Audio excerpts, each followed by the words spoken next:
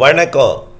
2025 மே 22 வியாழக்கிழமை மாலை நிலவர வானிலை ஆய்வறிக்கை. அதிகாரப்பூர்வ வானிலை அறிக்கைக்கு இந்திய வானிலை ஆராய்ச்சித்துறை அறிக்கையை பார்க்கவும்.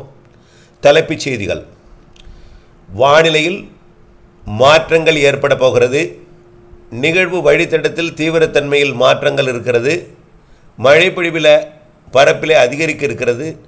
எங்கெல்லாம் மழைப்பொழிவு, எப்பொழுது மழை, உங்களுக்கு எப்படி என்பதை இறுதி வரை கேட்டு பயன்பெற அன்போடு கேட்டுக்கொள்கிறேன். பொதுவாக காலை அறிவித்தல் இந்த பெரிய மாற்றம் இல்லைனாலும் நிகழ்வோட வழித்தடத்தில் மாறுறதுனாலையும் காற்றோட போக்குவரத்துலையும் மாறுகிறது. இதனால் மழைப்பொழிவில் கொஞ்சம் பரப்பில் கூட இருக்கிறது தமிழ்நாட்டில். எங்கே எப்படின்னு பார்த்தீங்கன்னா, ஏற்கனவே அரபிக்கடலில் உருவான காற்று சுழற்சி வங்கக்கடல் காற்று சுழற்சியும் போய் ஒன்றிணைந்து அங்கே போய் காற்றழுத்த தாழ்வு பகுதியாக தீவிரமடைந்து விட்டது. இது தற்பொழுது எங்கே இருக்குன்னா, மும்பைக்கு அருகே இருக்கிறது. மகாராஷ்டிரா தலைநகர் மும்பைக்கு அருகே நீடித்து கொண்டிருக்கு. இது அதே இடத்துல காற்றழுத்த தாழ்வு மண்டலம் வரைக்கும் தீவிரமடையும் போல் தெரிகிறது. ஆக இது விலகி ஓமன் நோக்கி போயிட்டு திரும்பி மகாராஷ்டிரா கரைக்கு வரும் என்று எதிர்பார்க்கப்பட்ட நிலையில் இந்த இடத்தை விட்டு போகாது போல் தெரிகிறது இப்போ இருக்கிறதுல. ஏன்னா அங்கே இருக்கக்கூடிய கடல் வெப்பம், அதாவது காற்றோட வரத்து பார்த்திங்கன்னா ராஜஸ்தான் பகுதியிலிருந்து வருகிறது. நம்மளுக்கு ஏற்கனவே வந்துகிட்டு இருந்துச்சு வெப்ப நீராவி காற்று. இதனால் காற்றோட வரத்து பக்கமே அது நீடிக்கும். காற்றோட வரத்து பக்கத்தை நோக்கியே பயணிக்கும். அதை ஒட்டியே போக வாய்ப்பு இருக்குது. இதனால் அதே இடத்தில் தீவிரமடையும் போல் தெரிகிறது. ஆக மகாராஷ்டிரா கரையோரத்திலேயே அது காற்றழுத்த தாழ்வு மண்டலமாகவும் ஆழ்ந்த காற்றழுத்த தாழ்வு மண்டலமாகவும் தீவிரமடைய வாய்ப்பு இருக்குது. இப்போ இதனால் என்ன ஆகுன்னா, அரபிக்கடலில் உருவாகி விலகி போனால் தானே காற்று திசை மாறி போகும். இப்போ இதனால் என்ன ஆகுதுன்னா, தமிழ்நாட்டின் மேற்கு தொடர்ச்சி மலை மாவட்டங்கள் உட்பட கேரளா, கர்நாடகா, கோவா, மகாராஷ்டிராவோட மழை பொழிவு பரப்பிலும் நேரத்திலும் அளவிலும் கூட போகிறது. இன்னொன்று, வங்கக்கடலில் 23ஆம் தேதி நாளை ஒரு காற்று சுழற்சி உருவாக போகுது. வளிமண்டல சுழற்சியாக தான் நாளை உருவாகுது. தெற்கு மத்திய வங்கக்கடல், தென்கிழக்கு வங்கக்கடல் பகுதியில் உருவாகுது. இதனால் காற்றும் கொஞ்சம் தமிழ்நாட்டின் ஊடாக பயணிக்கும் பொழுது வெப்பசலன இடிமழை பொழிவு தமிழ்நாட்டிலே ஏற்பட போகிறது. ஆக நாளை எதிர்பார்த்த இந்த வெப்பச்சலன இடிமழை பொழிவு, அதாவது 23ஆம் தேதி கொஞ்சம் பரப்பில் கூடியிருக்கும். 24ஆம் தேதி மாலை இரவும் மழை வாய்ப்பு தெரிகிறதுங்க, சனிக்கிழமையும். காரணம், அந்த காற்று சுழற்சி வேகமாக போயிடாது. 2 நாள் அது அந்தமான் பகுதியை விட்டு நிலவுகிறது. இது ஆகவே இந்த காற்று திசை மாற்றம் என்பது ஒரு நாள் ஒட்டுமொத்த தமிழ்நாட்டிற்கும், ஒரு நாள் வட உள் மாவட்டங்கள், வடகடலோரம் மற்றும் கர்நாடகா ஆந்திர எல்லையோர மாவட்டங்களுக்கும் மழைப்பொழிவை கொடுக்கும். இதன் அடிப்படையில் நாளை 23ஆம் தேதி வெள்ளிக்கிழமை கன்னியாகுமரி முதல் திருவள்ளூர் வரைக்கும், கன்னியாகுமரி முதல் வேலூர் வரைக்கும், கன்னியாகுமரி முதல் கர்நாடகா எல்லையோரம் பெங்களூரு எல்லையோரம் ஒசூர் வரைக்கும். எதுக்கு நான் சொல்கிறேன்னா, அனைத்து மாவட்டங்களுக்கும் மழை உண்டு என்கின்ற தகவலை உங்களுக்கு சொல்வதற்காக. ஆக அரபிக்கடலில் உருவாகி இருக்கக்கூடிய காற்றழுத்த தாழ்வு பகுதி மண்டலமாகி மகாராஷ்டிரா கரையோரம் வரையே ரொம்ப நீடித்து நின்று காற்றை குவித்து கேரளா, தமிழ்நாட்டின் மேற்கு தொடர்ச்சி மலைப்பகுதிகள், கர்நாடகா, கோவா, மகாராஷ்டிராவிற்கெல்லாம் மிக கனமழை பொழிவை கொடுத்து மேற்கு தொடர்ச்சி மலைக்கும், தமிழ்நாட்டின் கணவாய் பகுதிகளுக்கும், தமிழ்நாட்டின் அணைகள் நீர்பிடிப்பு பகுதிகளுக்கும் நல்ல மழை பொழிவை கொடுக்க போகிற அதே வேளையில் வங்கக்கடலிலும் 23ஆம் தேதி ஒரு காற்று சுழற்சி உருவாகிற காரணத்தினாலே இது தமிழ்நாட்டுக்கு ஒரு 2 நாள் கொஞ்சம் மாலை இரவு இடிமழை பொழிவு கிடைக்க இருக்கிறது. நாளை தமிழ்நாட்டின் அனைத்து மாவட்டங்கள்லையும் ஒதுக்கி ஆங்காங்கே கொடுக்கும். அனைத்து மாவட்டங்களுக்கு வாய்ப்பு உண்டு. கன்னியாகுமரி, திருநெல்வேலி, தென்காசி, விருதுநகர், தேனி, மதுரை உட்பட. ஏன்னா அந்த மாவட்டத்தில் கடந்த முறை பெய்யலை சரியா, இப்போ பெய்ய போகுது இதில். ஆனால் ஒதுக்கி தான் இருக்கும். இதுலேயும் சில இடங்களை ஒதுக்கும். என்றால் அந்த மாவட்டங்களில் இல்லாமல் இருந்தது இப்போ பெய்ய போகுது அந்த இடத்துல. இருந்தாலும் ஒதுக்குதல் இருந்தால் மழை இருக்கும். நாளை எதிர்பார்க்கலாம் ஆங்காங்கே. நாளை மறுநாள் எங்கே இருக்கும்னா, கடலூருக்கு வடக்கே தான் இருக்கும். கடலூருக்கு வடக்கே விழுப்புரம், கள்ளக்குறிச்சி ஏற்கனவே பெய்து கஷ்டத்தை ஏற்படுத்தியிருக்கு. இருந்தாலும் இதை சொல்கிறதுக்கு எனக்கு கொஞ்சம் கஷ்டமாக தான் இருக்குது. 2 நாளைக்கு மழை இருக்குது வட மாவட்டங்களுக்கு. ஆகவே 2 நாள் கொஞ்சம் முன்னெச்சரிக்கை எடுத்துக்கணும் அறுவடை விவசாயிகள் என்பதை கேட்டுக்கொள்கிறேன்.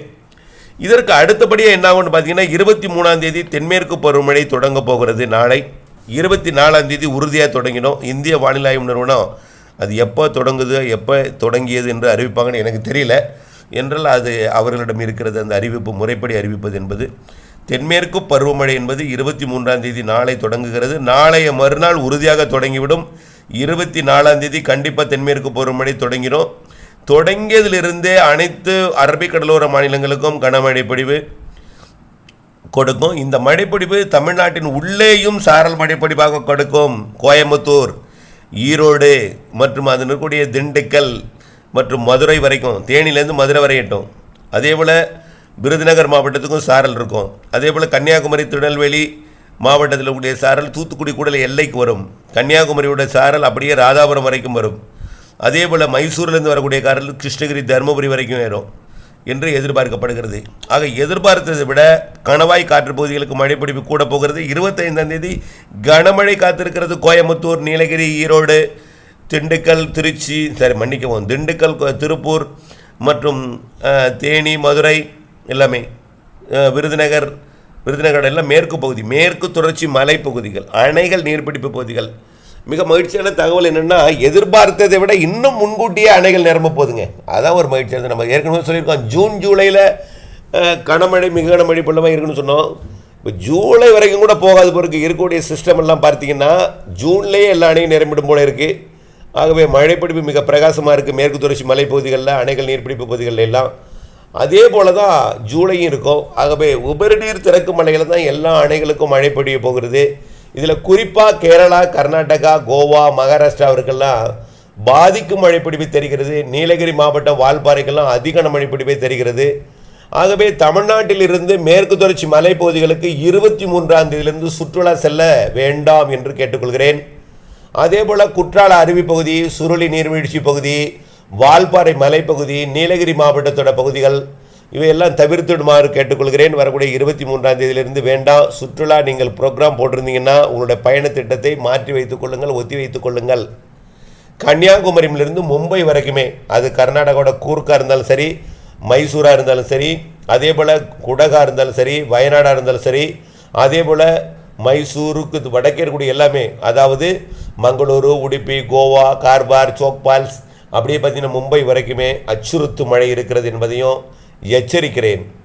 ஆகவே மாத இறுதி வரைக்கும் 2 நிகழ்வு, ரெண்டுமே இப்போது ஓமன் நோக்கி கொஞ்சம் விலகி போயிட்டு திரும்பி வந்திருந்தால் கொஞ்சம் இடைவெளி கொடுத்துருக்கோம். ஆனால் இது போகாது என்பதன் காரணமாக வங்கக்கடலையும் ஒரு நிகழ்வு உருவாகி இருக்கும் என்பதனால ஒட்டு மொத்த ஆஸ்திரேலிய பகுதியிலிருந்து நிலநடுக்கோட்டை இந்திய பெருங்கடல் காற்று எல்லாமே இந்திய தீபகற்பத்தில் அரபிக் கடலோர மாநிலங்களில் குவியும் என்று எதிர்பார்க்கப்படுகிறது. இறுதியில் வடகிழக்கு மாநிலங்கள், ஒடிசா பகுதிகளில் குவியும் என்றும் மேற்கு வங்கத்தில் குவியும் என்றும் எதிர்பார்க்கப்படுகிறதாக மிகச் சிறப்பான ஒரு தென்மேற்கு பருவமழையை மேற்கு தொடர்ச்சி மலைப்பகுதிகள்